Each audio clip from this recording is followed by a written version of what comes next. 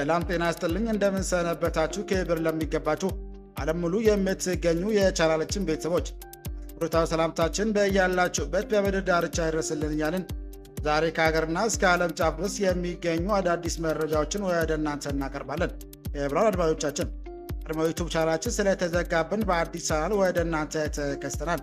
አንተም ሰብስክራይብ ሼር እያደረጋችሁ አዳዲስ መረጃዎች እንደተለቀቀ ወዲያውኑ ወደ እናንተ እንዲደርስ ደውል ምልክቱን በመጫን በርታት እንድትሆኑ ዘንድ እየተማጸንን ቅድሚያ አርዕስተ ዜና እናሰማችኋለን።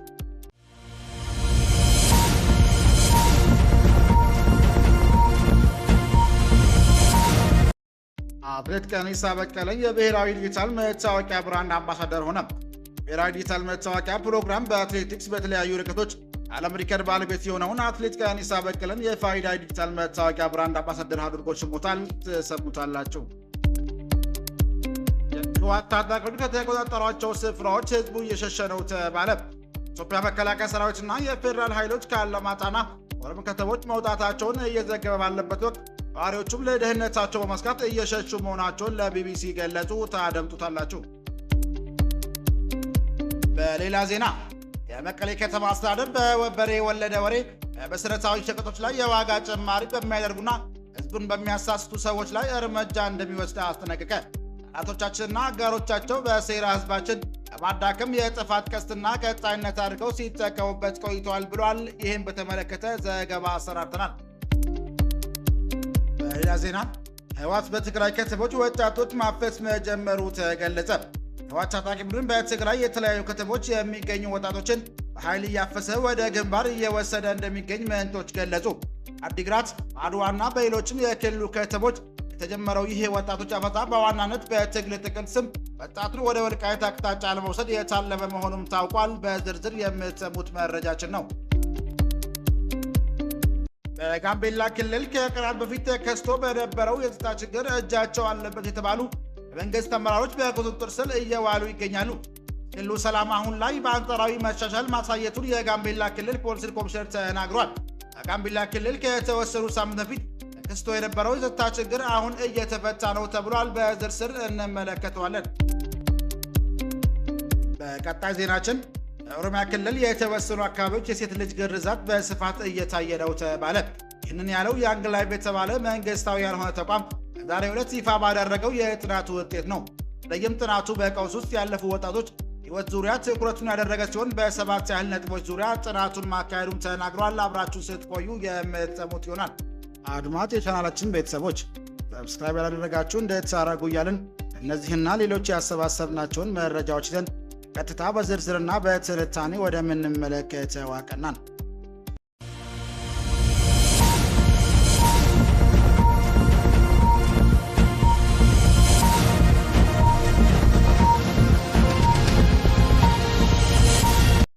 የህወሓት ታጣቂዎች ከተቆጣጠሯቸው ስፍራዎች ህዝቡም እየሸሸ ነው ተባለ። የኢትዮጵያ መከላከያ ሰራዊትና የፌዴራል ኃይሎች ከአላማጣና ኮረም ከተሞች መውጣታቸውን እየዘገበ ባለበት ወቅት ነዋሪዎችም ለደህንነታቸው በመስጋት እየሸሹ መሆናቸውን ለቢቢሲ ገለጹ። ግጭት ይቀሰቀሳል በሚልና ታጣቂዎች የሚወስዱትን እርምጃ ስጋት ፈጥሮብናል ያሉ ነዋሪዎች ወደ አጎራባች አካባቢዎች በመጓዝ ላይ መሆናቸውን ነዋሪዎቹም ተናግሯል። የአላማጣ ነዋሪ እንዲሁም የቀድሞ የአካባቢ ባለስልጣንና የትግራይ ጊዜያዊ አስተዳደር ስር የአላማጣ ከተማ ከንቲባ የነበሩት አቶ ዝናቡ ደስታ የከተማ ውጥረት መኖሩንና ነዋሪዎች እየሸሹ እንደሚገኙም ገልጸዋል። ስማቸው እንዳይጠቀስ የጠየቁ ቢቢሲ ያናገራቸው ግለሰብ አላማጣ ሸሽተው ወደ ቆቦ መሄዳቸውንም ተናግረዋል። አሁን ቆቦ ነን፣ አልጋ የሚባል የለም፣ በጣም ውድ የሆነ አልጋዎች ብቻ ናቸው የቀሩት ያሉት ነዋሪው ቤተሰብ ያለው ቤተሰብ ጋር ወይም አልጋ ለ2 ለ3 ይዞ ነው ያለው ብለዋል። አብዛኛው ወጣት እየወጣ ያለው ታፍነው ወደ ጦር ሜዳ እንዳይሰለፍ ለማምለጥ ነው ብሎም መሸሽ ነው የሚፈልገው ሲልም አክለዋል። ኮማንድ ፖስቱ ማለትም የመከላከያ ታጣቂዎችና የፌዴራል ታጣቂዎች ራሳቸውን ብቻ መታለቅ ጀመሩ። እነሱ ካምፓቸውን ለቀው ሲወጡ ህዝቡ በእግር መውጣት ጀመረ ብለዋል ነዋሪው። ሐሙስ ጠዋት በአንድ መኪና የወጡ ሰዎች እንደነበሩ ጠቅሰው አሁን መኪናም ታግደዋል፣ አያስወጡም፣ ንብረትም ይዞ መውጣት አይቻልም ብለዋል።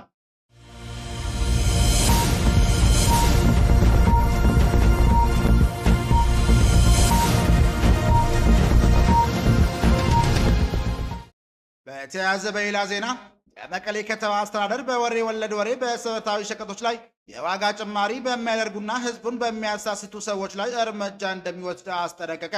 ጠላቶቻችን አጋሮቻቸው በሴራ ህዝባችን ማዳከም የጥፋት ቀስትን ቀጣይነት አድርገው ሲንቀሳቀሱም ሲጠበቅም ቆይተዋል ብሏል። ይህ በዋናነት ሊፈታ የሚችለው ፍትህና ሰብአዊ መብቶችን የሚያራግጥ ስርዓት ሲኖርና ህዝባችን ንብረትና ሀብት ውድመት ተጠያቂነትና ተገቢ ፍትህ ሲገኝ እንዲሁም ፍትሐዊ ስርዓት ሲፈጠር ነው ማለቱም በትግርኛ ከሰጡት መግለጫ አዩዘ ሀበሻ ተመልክቷል። ሌላ በኩል ደግሞ እንደ ህዝብ እያጋጠመን ያሉትን ችግሮች በስርዓት ህግና በስርዓት እንዲሁም በፓርቲ ጥንቃቄ መሸነፍ አስፈላጊ ነውም ብሏል። ስለዚህ መቀሌ ከተማ ነዋሪዎች ምክንያታዊ ያልሆነ የዋጋ ጭማሪ እንዲከላከሉና ስርዓትን ለማስጠበቅ በሚደረገው እንቅስቃሴ ውስጥ በኩላቸውን እንዲወጡ እናሳስባለን ብለዋል። ይህን አጋጣሚ መጠቀም በህዝባቸው ላይ ዋጋ ጭማሪ የሚያደርጉ ጥቂት ስግብግብ ነጋዴዎችና ደላሎች ህዝባቸውና ለትግራይ ጥቅም ሲሉ ራሳቸውን እንዲያስገዙ እጠብቃለሁ ብሏል። ከተማው አስተዳደር ይህንን በማይከተል ማንኛውም ሰው ላይ አስተዳደራዊና ህጋዊ እርምጃ እንዲወስድም አስጠንቅቀዋል።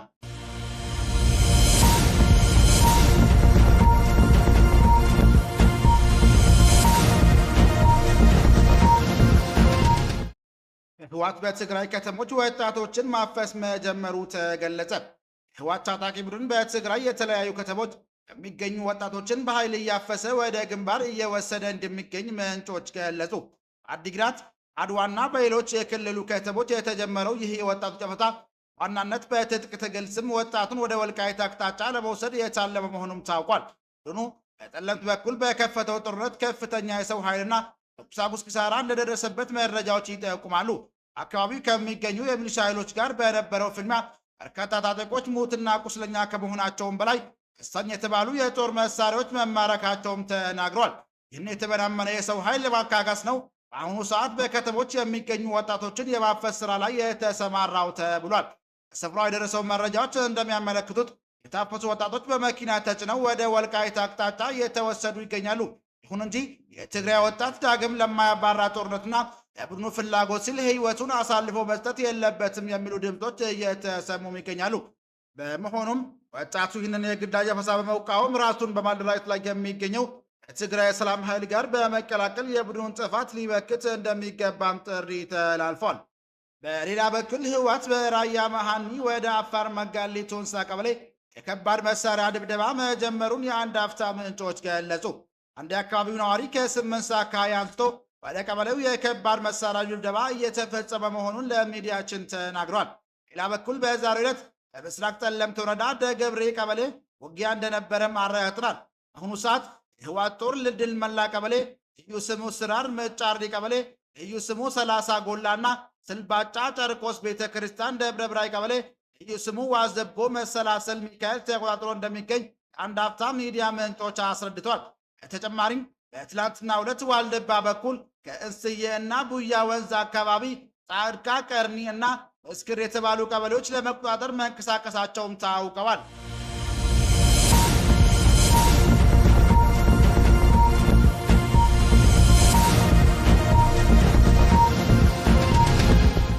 በጋምቤላ ክልል ከቀናት በፊት ተከስቶ የነበረው የጸጥታ ችግር እጃቸው አለበት የተባሉ መንግስት አመራሮች በቁጥጥር ስር እየዋሉ ይገኛሉ።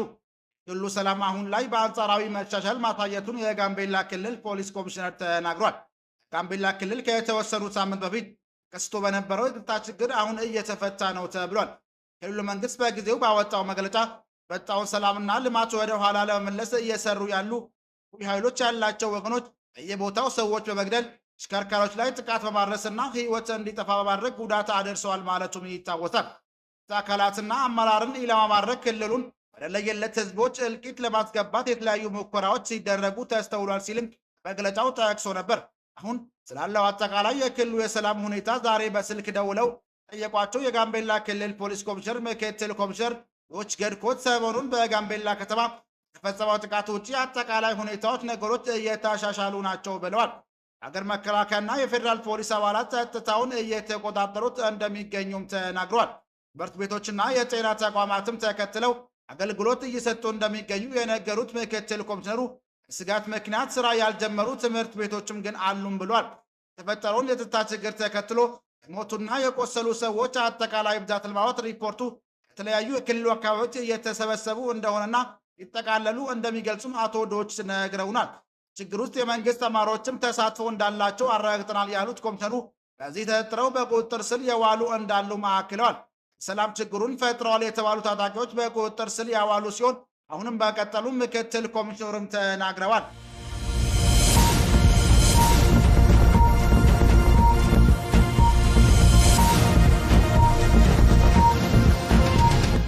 አትሌት ቀነኒሳ በቀለ የብሔራዊ ዲጂታል መታወቂያ ብራንድ አምባሳደር ሆነ።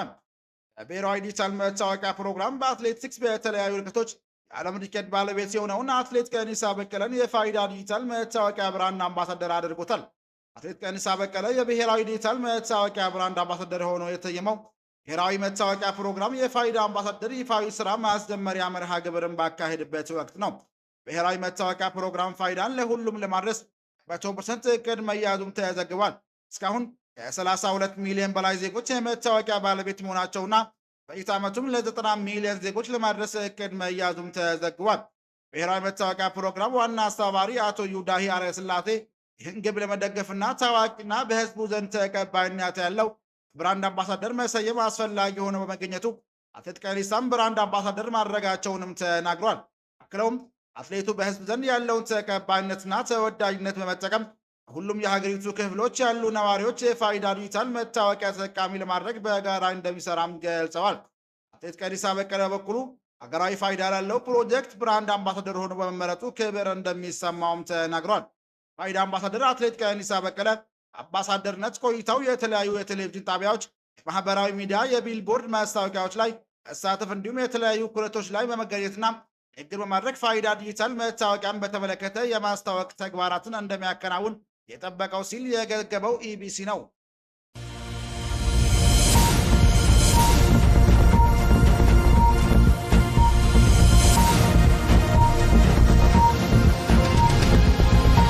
በኦሮሚያ ክልል የተወሰኑ አካባቢዎች የሴት ልጅ ግርዛት በስፋት እየታየ ነው ተባለ። ይህን ያለው ያንግ ላይቭ የተባለ መንግስታዊ ያልሆነ ተቋም ዛሬ ሁለት ይፋ ባደረገው የጥናቱ ውጤት ነው። በተለይም ጥናቱ በቀውስ ውስጥ ያለፉ ወጣቶች የህይወት ዙሪያ ትኩረት ያደረገ ሲሆን 7 ያህል ነጥቦች ዙሪያ ጥናቱን ማካሄዱንም ተናግሯል። ነጥቦቹ መካከል የሆነው የሴት ልጅ ግርዛትና ያለ ዕድሜ ጋብቻ ዙሪያ በጥናቱ የተሳተፉት ኖርዶስ ጮታ ከጣቢያ ጋር ባደረጉት ቆይታ ስለ ግኝቱም ነግረውናል።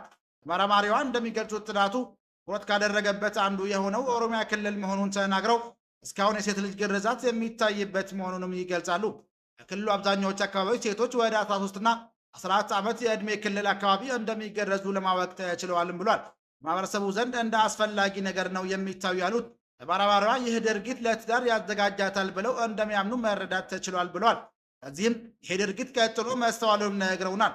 ማህበረሰቡ ድርጊት መፈጸም በህግ እንደሚያስጠይቅ ቢያውቅም አንድ ሴት ልጅ ሳትገረዝ በመቅረቷ ማህበረሰቡ ዘንድ ያላት ቅቡልነትና ድርሻ ያነሰ እንደሚያደርገው ለማወቅ መቻሉንም ተናግሯል።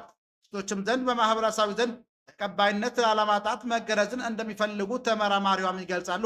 ግንዛቤን ለመፍጠር በአካባቢያቸው አቻ ለአቻ ቡድኖች ስራውን ለውጥ ለማሳየት ቢጥርም ጠንካራ ለመሆናቸውን ለማወቅ ተችሏል ብሏል።